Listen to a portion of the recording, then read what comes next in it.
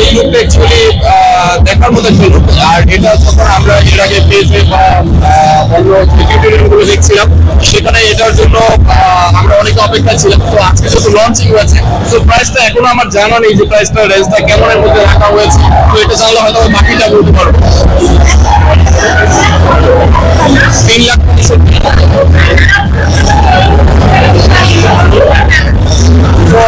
পালসারের কথা বলতে গেলে এর আগে যখন একটা বাইক লঞ্চিং করেছিল, সেটা কিন্তু ভালো প্রাইস রেঞ্জের মধ্যে রেখেছিল। তো এটাও 3,65,000 একটা ভালো রেঞ্জের মধ্যে আছে। তবে আরেকটু এক্সেপ্ট করেছিলাম হয়তো 3,20,000 থেকে 3,50,000 মধ্যে যদি হতো, তাহলে হয়তো আরো একটু বেশি মানে বাইকারদের জন্য হতো। হ্যাঁ,